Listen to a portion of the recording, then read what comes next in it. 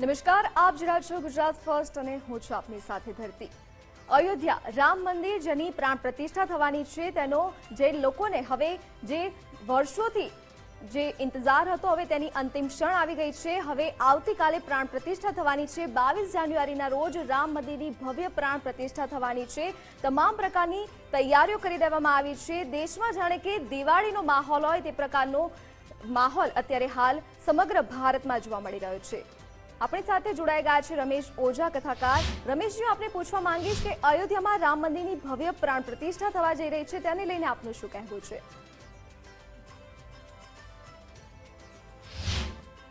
સેંકડો વર્ષોના સંઘર્ષ પછી,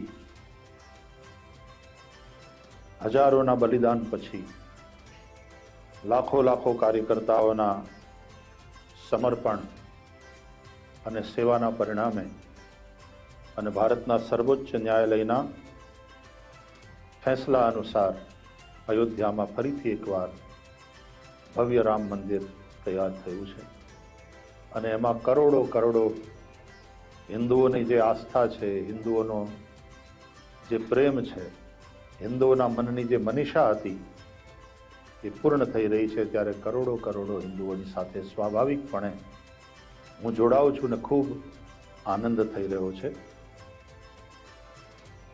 મંદિર જીર્ણ થઈ જાય ને ત્યારે પણ આપણે એનો જીર્ણોદ્ધાર કરતા હોઈએ છીએ। ક્યારેક તો દેવને એમને રાખી અને પછી મંદિરને હાવ પાયામાંથી પાછા નવેસરથી ઉઠાવીએ અને પુનઃ પ્રતિષ્ઠા થાય। અહીંયા રામલલા નવનિર્મિત મંદિરમાં પુનઃ પ્રતિષ્ઠિત થઈ રહ્યા છે। આપણા માટે ખૂબ આનંદનો, ગૌરવનો અને ઉત્સાહનો વિષય છે। રમેશજી, આપણા અંતર્મનમાં અનાદિકાળથી શ્રી રામ વસેલા છે, તેને લઈને આપનું શું કહેવું છે? અમે સાંદીપનીમાં રામચરિત માનસનું અનુષ્ઠાન પ્રતિ વર્ષ કરીએ છીએ ત્યારે છેલ્લે એક વાક્ય અમે જરૂર બોલીએ, અનિત્ય સંસારમાં નિત્ય એક રામ। સંસાર અનિત્ય છે, બદલતો રહે છે, પરિવર્તન પામતો રહે છે। એમાં રામ નિત્ય છે, અવ્યય છે, અપરિવર્તનશીલ છે, અખંડ છે। ઋગ્વેદથી લઈને જ્યારે વિચાર કરીએ છીએ ત્યારે એ રામ એ પરાત્પર બ્રહ્મ છે।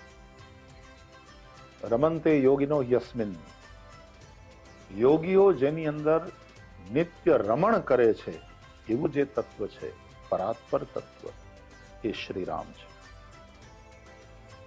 અગુણ સગુણ દ્વિ બ્રહ્મ સ્વરૂપા, એ તત્વને આપણે નિર્ગુણ અને સગુણ બંને રૂપે ભજીએ છીએ।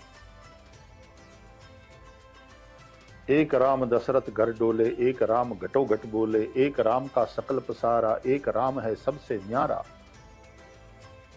સૌના હૃદયમાં જે વસેલો છે ઈશ્વર સર્વભૂતાનામ હૃદય શિરજુન તિષ્ઠતિ, એક રામ છે। અને એ જ તત્વ દશરથ અજીર વિહારી પણ છે, એના આંગણામાં પણ આંટા મારે છે। તો ઋગ્વેદ કાળના એ રામ અને અત્યારના આર્ટિફિશિયલ ઇન્ટેલિજન્સના જમાનામાં એ રામ અનેકોના પ્રેરણા પુરુષ અને આદર્શ પુરુષ બનીને નિરંતર માનવ જીવનને સુખી, સમૃદ્ધ અને આદર્શ બનાવવા માટે ઉપયોગી છે એ રામનું ચરિત્ર। જેવી રીતે ઇલેક્ટ્રોનિક ગેજેટ્સ બદલાતા રહે છે, સમયે ટેકનોલોજીનો એટલો ઝડપથી વિકાસ થઈ રહ્યો છે આજકાલ તો કે નવા ગેજેટ્સ આવે છે, પણ એ ગેજેટ્સને ચલાવવા માટે થઈને જે જોઈએ તે ઇલેક્ટ્રિસિટી એકની એક છે, પાવર તો જોઈએ જ। એ પછી સોલર દ્વારા જનરેટ થયો હોય કે એટમિક પાવર હોય કે બીજી રીતે એ પાવરને જનરેટ કરવામાં આવ્યો હોય, પણ પાવર તો જોઈએ અને એ સેમ છે। એ જ રીતે આર્ટિફિશિયલ ઇન્ટેલિજન્સના આ જમાનામાં પણ રામનો જે પાવર છે એ તો એ જ છે। રામ નિત્ય છે, એ પરબ્રહ્મ પરમાત્મા છે અને એ જ્યારે મનુષ્ય રૂપે અવતરે છે ત્યારે દશરથ નંદન રામનું જીવન એ આપણા સૌને માટે આદર્શ છે. ધર્મ નું સ્વરૂપ છે શ્રી રામ, અને ધર્મ ટેકનોલોજીનો વિરોધી નથી, પણ ટેકનોલોજીનો સદુપયોગ કરીને તમારા જીવનને ઉન્નત કેવી રીતે બનાવવું એ માટેનું તમને માર્ગદર્શન કરે છે. એટલા માટે જો ધર્મ નહીં હોય તો આ ટેકનોલોજી તમને ખાઈ જશે. તમે આમ તો રૂપિયા ખર્ચીને એ બધી વસ્તુઓ વસાવો છો, પણ તમે માલિક બનીને એનો ઉપયોગ કરો. ગુલામ બની જાઓ ને એ ટેકનોલોજી તમારો ઉપયોગ કરે, એવું ન થવું જોઈએ. એટલા માટે આપણા જીવનમાં આ એઆઈના સમયમાં અત્યારે રામ વધારે ઉપયોગી છે, વધારે પ્રેરણાદાયક છે, અને આપણને ટેકનોલોજીના શિકાર થતા બચાવશે, અને ટેકનોલોજીના પ્રકાશમાં વિકાસની યાત્રા કેવી રીતે કરવી એ શ્રીરામ સમજાવશે. રમેશજી, જેમના અથાગ પ્રયાસ પછી આ ભગીરથ કાર્ય થવા જઈ રહ્યું છે તેવા વડાપ્રધાન નરેન્દ્ર મોદી વિશે આપ શું કહેશો?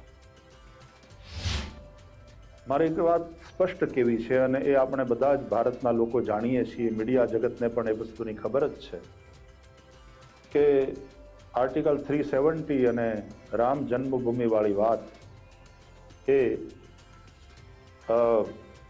આદરણીય મોદીજીની પાર્ટીના એજન્ડામાં જ હતી, એના મેનિફેસ્ટોમાં હતી.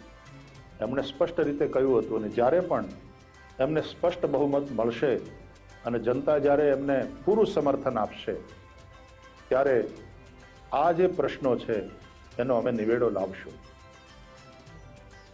આનંદની અને સંતોષની વાત એ છે કે અપાયેલા એ વચન મુજબ આ કાર્યો એમણે કર્યા છે.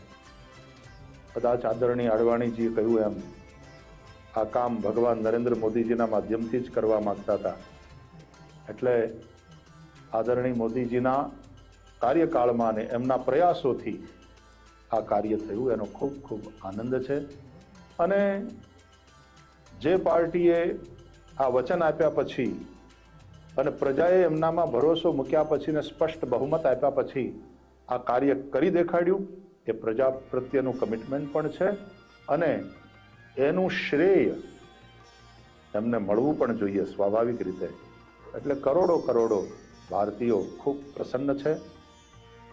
સનાતન ધર્માવલંબીઓ વિશેષ કરીને પ્રસન્ન છે, અને આ કોઈને અન્યાય કરીને મેળવેલો ન્યાય નથી, પરંતુ સર્વોચ્ચ ન્યાયાલયના આદેશ અનુસાર, એના ફેસલા અનુસાર આ દેશની બહુમતી જે આબાદી છે, હિન્દુઓ, સનાતન ધર્માવલંબીઓ, એને સેંકડો વર્ષો પછી મળેલો એ ન્યાય છે, અને એ ન્યાય અપાવવામાં આ સરકારે પણ મહત્વની ભૂમિકા ભજવી છે. એટલા માટે નિશ્ચિતપણે એ પણ શ્રેયના હકદાર છે. ભાઈ શ્રી રમેશભાઈ ઓઝા, આપ અમારી સાથે જોડાયેલા રહેશો. આપની પાસેથી આગળ પણ વિગત મેળવીશું, પરંતુ હાલ જાણી અયોધ્યામાં કેવો માહોલ છે